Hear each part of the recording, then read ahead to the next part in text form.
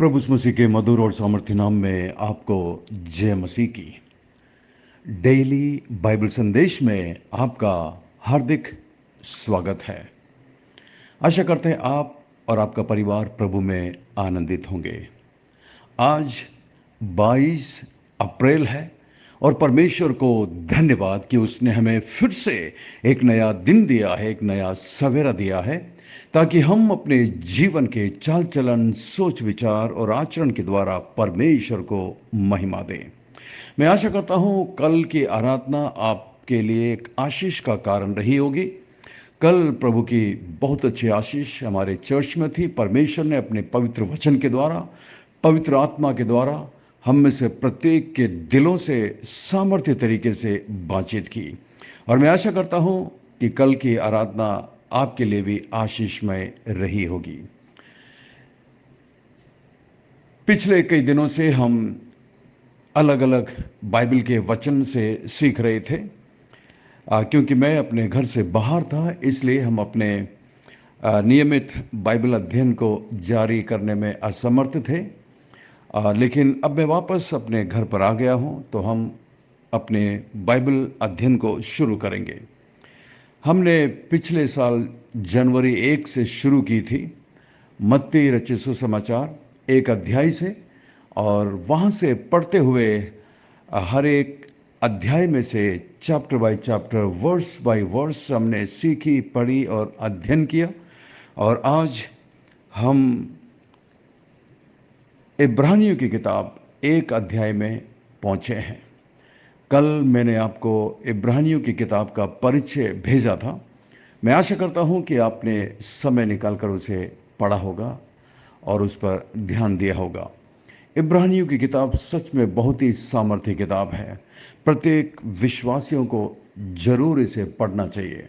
ये इतनी गहरी किताब नहीं है, लेकिन यदि आप प्रार्थना के साथ पढ़ेंगे तो पवित्र आत्मा आपको अद्भुत बातें सिखाएगा।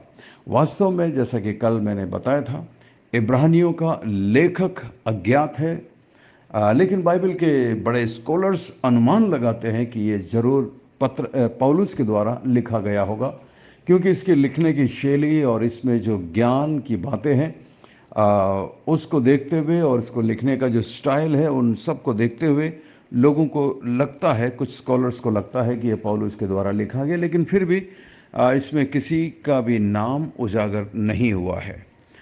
इसलिए इब्रानियों की किताब सच में बहुत बहुत अद्भुत किताब है, बहुत सामर्थ्य किताब है।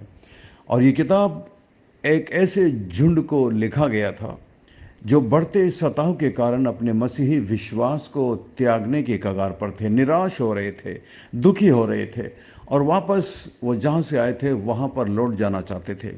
और ये जिन विश्वासियों को लिखा गया था वो यहूदी मत से निकले हुए थे, जिन्हें यहूदी रीति रिवाज का बहुत अच्छा ज्ञान था और पुराने नियम का, पुराने शास्त्र का, भविष्यद्वक्ताओं का बहुत अच्छा ज्ञान था। जैसा कि इस किताब को जब आप पढ़ेंगे तो आपको समझ में आएगा। तो लेखक ऐसे विश्वासियों को लिखता है जिन्हें पुराने नियम का अच्छा ज्ञान था, तो वो जरूर यहूदी लोग थे जिन्होंने प्रभु यीशु मसीह पर विश्वास किया और अब सताव उनके ऊपर भी आ रहा है। प्रिय विश्वासियों, एक बात हमेशा ध्यान रखिएगा, मसीह जीवन कभी भी आनंद से भरा हुआ नहीं है। भले ही हमारे दिल में वो आनंद है, खुशी है, शांति है जो प्रभु हमें देता है, लेकिन इस संसार के अंदर जब तक हम जिएंगे, मसीह जीवन खतरों से भरा हुआ है, मसीह जीवन सताव से भरा हुआ है। इसकी शुरुआत ही सताव से हुई है। आप जानते हैं क्रिसमस की कहानी में जब प्रभु यीशु मसीह का जन्म हुआ था, किस तरह शैतान कार्य कर रहा था। उसने हेरोदेस के मन में कितनी भयंकर बात डाली थी, कितने बच्चों की निर्मम हत्या की गई थी। तो मसीही जीवन या मसीहत सताव के साथ शुरू होता है। प्रथम शताब्दी के मसीहियों को बहुत मुश्किल का सामना करना पड़ा था। उन्हें जिंदा जला दिया जाता था, उनके सिर काट दिए जाते थे। रोम का साम्राज्य था और रोमी लोग और यहाँ तक कि यहूदी लोग मसीहों से नफरत करते थे। दोनों ही झुंड मसीहों का विरोध करते थे और मसीहत शुरू ही हुई थी, छोटा सा झुंड था, लेकिन परमेश्वर उनके साथ था। सताव के बावजूद अब मसीहत बहुत तेजी से बढ़ती गई। लोग संदेश को सुनने लगे, यीशु मसीह पर विश्वास करने लगे और मसीहों की संख्या पिंतेकोस्त के बाद निरंतर बढ़ती रही, जैसा कि हम वचन के अंदर देख सकते हैं। आज हम इब्रानी की किताब 1 अध्याय में से कुछ आयतों को पढ़ेंगे। मैं आशा करता हूं कि आप समय निकालकर जरूर इस 1 अध्याय को पढ़िएगा और इस पर मनन करिएगा और विचार करिएगा।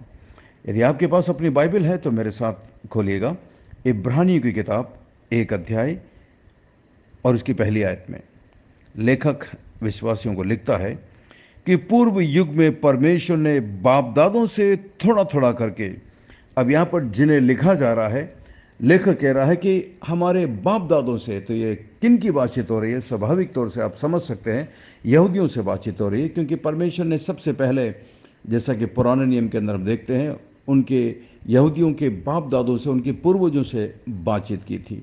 जैसा कि हम बाइबल में पढ़ते हैं, आदम हव्वा से बातचीत की और हनोक से बातचीत की, अब्राहम से बातचीत की, नूह से बातचीत की। ये सारे वो लोग थे जिनके द्वारा परमेश्वर ने पूर्व युग में बातचीत की है और भांति भांति से भविष्यद्वक्ताओं के द्वारा बातचीत की। उसके बाद भविष्यद्वक्ताओं का समय आया। परमेश्वर ने अपने भविष्यद्वक्ताओं को चुना और उनके जरिए परमेश्वर अपने लोगों से बातचीत करते थे। और उसके बाद दूसरी आयत में लिखा है, इन अंतिम दिनों में हमसे पुत्र के द्वारा बातचीत की। ध्यान दीजिएगा, दूसरी आयत में लिखा इन अंतिम दिनों में। तो बाइबल में जब भी आप अंतिम दिनों के बारे में पढ़ते हैं, वो हमेशा प्रभु मसीह के आने से अंतिम दिन की शुरुआत होती है। प्रभु मसीह का संसार में आना, क्रूस पर अपने जीवन को बलिदान करना और तीसरे दिन जी उठकर स्वर्ग चले जाना, ये अंतिम समय की शुरुआत थी। तो जरा सोचिए, उस समय से लेकर आज तक करीब 2000 साल बीत गए, तो हम कितना ज़्यादा अंतिम समय में जी रहे हैं। वास्तव में ये अंतिम समय में हम जी रहे हैं और परमेश्वर ने सबसे अंत में अपने पुत्र प्रभु मसीह के द्वारा बातचीत की। सच में आप और मैं धन्य हैं। परमेश्वर का वचन बताता है कि परमेश्वर ने हमसे बातचीत की। God has spoken to us. What a tremendous statement and what a great responsibility it brings to you if you have heard his voice through his word.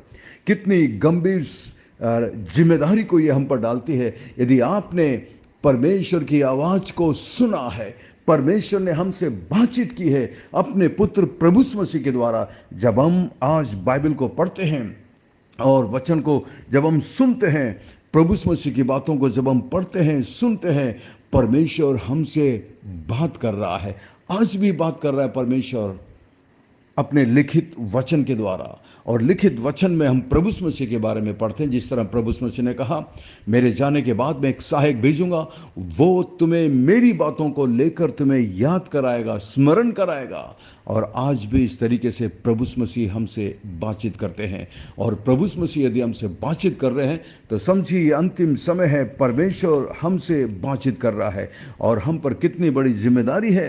यदि आपने परमेश्वर की आवाज़ को सुना है तो हमारी एक बहुत बड़ी जिम्मेदारी बनती है कि हम उसके वचन को सुनकर हमने कैसी प्रतिक्रिया की है।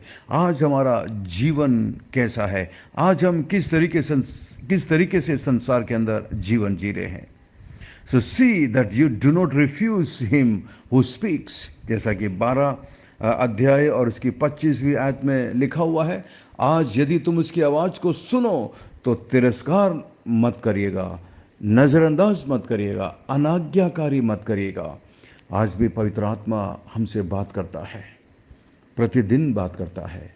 जब भी हम परमेश्वर के वचन को खोलते हैं, यहाँ तक कि इस वक्त भी जब आप इस बाइबल संदेश को सुन रहे हैं, मैं अपने मन की बात नहीं बता रहा हूँ, मैं यहाँ पर परमेश्वर के वचन से आपसे बातचीत कर रहा हूँ। तो परमेश्वर हमसे, मेरे से भी परमेश्वर इस वक्त बातचीत कर रहा है। और यदि हम परमेश्वर की आवाज़ को सुन रहे हैं तो कितनी बड़ी जिम्मेदारी हमारी होती है कि हम उसकी आज्ञा का पालन करें। ऐसे बहुत सारे लोग हैं जिन्होंने परमेश्वर की आवाज़ को नहीं सुना है। वो नहीं जानते कि परमेश्वर क्या बोलता है, परमेश्वर क्या चाहता है, परमेश्वर की इच्छा और उसकी मर्जी क्या है, वो नहीं जानते। लेकिन आज आप और मैं जानते हैं परमेश्वर के वचन के द्वारा। What do you do with the word of God determines what you will enjoy of God's will and claim of your inheritance। आपकी खुशी, आपका आनंद, आपका स्वर्ग जाना इस बात पर निर्भर करता है कि आपने परमेश्वर की आवाज को सुनकर उसको कैसी प्रतिक्रिया आपने की है। परमेश्वर के वचन को सुनकर आपने किस तरीके से उसकी आज्ञा का पालन किया है। आपने उसका तिरस्कार किया है या उसकी आज्ञा का पालन किया है। क्या आज भी उसकी आज्ञा के अनुसार आप जीवन जी रहे? तो ये इस बात पर निर्भर करता है कि आपका स्वर्ग जाना तय है या नहीं है। आप स्वर्ग जाएंगे या नहीं जाएंगे, वो इस बात पर निर्भर करता है कि आपने उसकी आवाज़ को सुनकर क्या प्रतिक्रिया की है। परमेश्वर हम में से प्रत्येक की मदद करे, सहायता करे कि हम उसकी आवाज़ को कभी तिरस्कार ना करें, उसकी आवाज़ को, उसके वचन को कभी नज़रअंदाज ना करें। परमेश्वर ने अपने पुत्र के द्वारा हमसे बातचीत की है, जिसे उसने सारी वस्तुओं का वारिस ठहराया। उसी के द्वारा उसने सारी पृथ्वी की रचना की है। तीसरी आयत में, वे उसकी महिमा का प्रकाश और उसके तत्व की छाप है और सब वस्तुओं को अपनी सामर्थ्य के वचन से संभालता है। वे पापों को धोकर ऊंचे स्थान पर महिमन के दाहिने जा बैठा और स्वर्गदूतों से उतना ही उत्तम ठहरा जितना उसने उनसे बड़े पद का वारिस पाकर उत्तम नाम पाया है। अब यहाँ पर प्रभु यीशु मसीह के बारे में लेखक बता रहा है कि प्रभु यीशु मसीह संसार में आए, आकर के उन्होंने क्या किया? आपके और मेरे पापों के लिए, संसार के प्रत्येक मनुष्यों के पापों के लिए क्रूस पर उसने अपना जीवन बलिदान कर दिया। बात अलग है कि लोगों ने उसका तिरस्कार किया, लेकिन आज आप और मैं कितने धन्य हैं कि हमने उसके वचन को सुना, उस पर विश्वास किया और उस पर विश्वास करने से हमें पापों की क्षमा मिली है, नया जीवन मिला है, हमें स्वर्ग जाने का सौभाग्य मिला है। मैं स्वर्ग जा रहा हूँ इसलिए नहीं कि मैं बहुत पवित्र हूँ या बहुत सिद्ध हूँ। मैं स्वर्ग में इसलिए जा रहा हूँ क्योंकि मैंने उसके पवित्र बलिदान पर विश्वास किया है। उसने मुझे मेरे पापों से माफ़ किया है, क्षमा किया है, आज भी करता है। कैसा दयालु परमेश्वर, कितना अद्भुत परमेश्वर। दूसरे धर्मों में प्रियो वो परमेश्वर की तलाश में भटक रहे हैं, पहाड़ों में, गुफाओं में, दरारों में, नदियों में। लेकिन परमेश्वर का धन्यवाद कि परमेश्वर आज अपने पवित्र वचन के द्वारा बातचीत करता है और आपने और मैंने उसकी आवाज़ को सुनी है। हम सच में धन्य लोग हैं, हमने उद्धार पाया है। और आज यदि हम संसार के अंदर जी रहे हैं तो ये अंतिम समय में जी रहे हैं। पता नहीं आपको या मुझे कब संसार को छोड़ना पड़ेगा या उसका आगमन कब आ सकता है। इसलिए अपने आप को शुद्ध बनाए रखें, अपने आप को पवित्र बनाए रखें, अपने आप को उसे समर्पित कर दीजिए और उसे प्रसन्न करने वाला जीवन जीना शुरू कर दीजिए। आइए हम प्रार्थना करें। स्वर्ग में विराजमान जीवित और जिंदा परमेश्वर, अनुग्रहकारी दयालु पिता, धन्यवाद धन्यवाद धन्यवाद। आपके पवित्र वचन के लिए धन्यवाद, हमारे दिलों से बातचीत करने के लिए धन्यवाद